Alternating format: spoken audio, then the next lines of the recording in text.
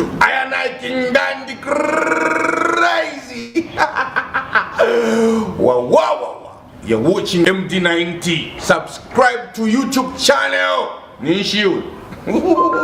They gave you. Well, as you may be aware, the opposition has not been able to hold rallies, and this is what the police had to say about it, according to the news diggers. We do not allow opposition rallies because other side is always ready to attack them, says police IG, according to the news diggers. Then one would ask a question to say, if the police IG is aware of the other side in this reference, is the UPND, because those are the ones in government and opposing the opposition, obviously. How does the same logic apply to the UPND to say you stop the UPND rallies expecting the other opposition to attack them? Honestly, this statement does not hold any water, but anyway, it is what it is. These are the politics of the day. But some of the pictures from Dandy Crazy's funeral that have been circulating and have made people have a warm reaction is the interaction between Patriotic Front Vice President Given Luwinda and Youth and Sports Minister Elvis Nkandu at the ceremony. As they were giving the individual speeches, the Minister of Sport highlighted the fact that, say, Dandy Crazy was a uniting factor where two opposing sides could interact and work together on stage, which made Given to come up on stage also, and these are the pictures that came from that. Obviously, eventually, the sports minister started thanking President Hakainde Hichilema, and this is where they were patting each other on the back. That is Given Luwinda patting sports minister on the back, and same applies with him. So people were like, no, Dandy Crazy's persona was beyond just music. He encompassed politics, social life, and everything else.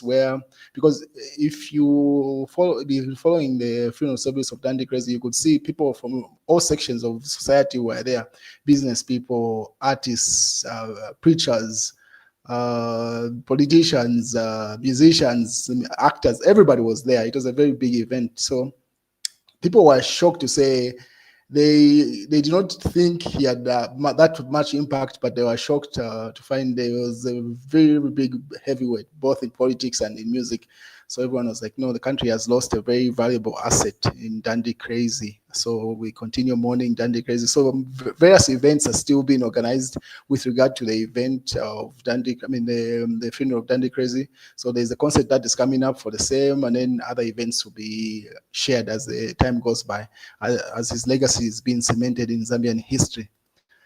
What is the Chief Petauke asks the question to say, question in 2026, if not Hakainde Hichilema, then who? So there's been this big debate to say the fact that Edgar Lungu was officially disqualified by the Constitutional Court. So, and it seems like there is no formidable opposition or formidable candidate to rely on or bank on as a candidate in 2026. So Chief Petauke asks this question: in as much as the opposition would like to be optimistic, at this point we only have a couple of months to elections. This is 2025. Who's the alternative to Hakainde Hichilema? So of late, Chief Petauke has been shooting at the opposition, saying they seem very disorganized, and he's standing on solid ground. The UPND says Tonse Alliance greedy and selfish. Pretty much referring to the leader of Tonse Alliance, who is Edgar Chagwa Lungu, and their candidate as things stand. So the UPND posted this statement saying, Tonse Alliance greedy and selfish, cries Max Chongo. As he accuses the alliance of lacking tact. Citizen First National Youth chairperson or chairman Max Chungo has cried foul as he accused the Tonse Alliance of being selfish and greedy, as he writes. In Kawamba, we gave way to PF, the Tonse Alliance, so that goes to show it's Edgar Lungu's team, where Tonse Alliance, yes, they say it's an alliance, but pretty much it's dominated by the Patriotic Front. So Max Chongo, who was the former PF cadre, if you remember, before he moved to Citizen First, says Tonse Alliance hoping they will reciprocate in Pambeshe or Petauke, but to our surprise, they chose to field candidates in all those by-elections. Would you really blame us for going our way? So he asked to say Citizen First backed the Tonse Alliance or the Patriotic Front candidate, expecting that in the next by-elections, which is Pambashe and Petauke, they will probably give the chance to the Uka Alliance or pretty much Citizen First. He goes further to say, do you want us to be giving chance in perpetuity? He asks a question. Tonse is being selfish, but at the end of the day, it's their numbers in parliament that are depleting. So referring to the Patriotic Front, saying in as much as yes, they want to be selfish in this regard, it's Edgar Lungu's team that is depleting in numbers on parliament, because if you remember, the last seat that the UPND won was held by a Patriotic Front member of parliament, which is now UPND, and the next two, in as much as JJ's seat was independent, he was more inclined to the Patriotic Front. It goes further to say 7 political parties, including the United Party for National Development, and independents have successfully filed in parliamentary candidates to contest the vacant Petauke parliamentary seat slated for February 6th, 2025. So in exactly a month's time, that's when those votes will be taking place. So pretty much Citizen First and Max Chongo complain that Edgar Lungu's team and the Tonse Alliance are very selfish. They were supposed to give a chance to this particular alliance. But then again, as we go in the broadcast, you'll see why that argument does not hold any water. Let's go further in this broadcast. The UPND go further to say, opposition parties have failed to agree on fielding unified candidates in their forthcoming by-elections, with each party opting to field its own candidates. So if you remember, earlier on, Edgar Lungu was pretty much on a campaign trying to unite the opposition to say in any election that comes up, it would be in their best interest for them to have one strong candidate backed by every opposition. But clearly, Fred Member wasn't buying into that. Fred Member's he always fields his candidate. He never participates in any of these alliances. Clearly stating, if you do not agree with him being president, I don't see him joining any of these alliances. That's Fred Member's Socialist Party. So they've already filled in their candidates. Even in the other by-elections, they did the same. So the UPND is simply jumping at that to say the unity that Edgar Lungu was working towards seems to be not yielding any results. And then Simon Moore says, I am a state witness in the matter concerning Mr. Chimbakambwili. I missed my court date and bench warrant issued was issued. My lawyers, J&M Associates, are dealing with the matter.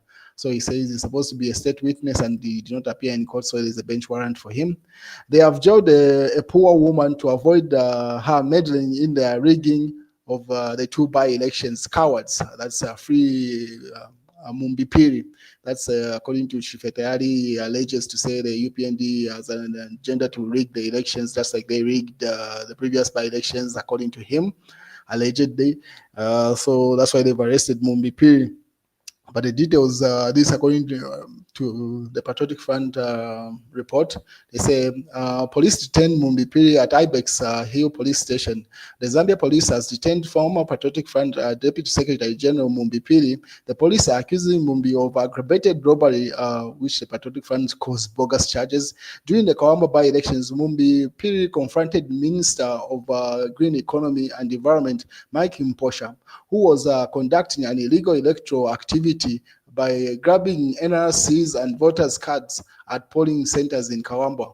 Mumbi is detained at the Ibex Hill Police Station in Lusaka and is expected to be transported to Kawamba soon. So that's a report coming from the Patriotic Front to say they are likely to transport Mumbi Phiri to Kawamba. If you remember, there was an incident where she confronted what they're describing there, where she confronted the same minister.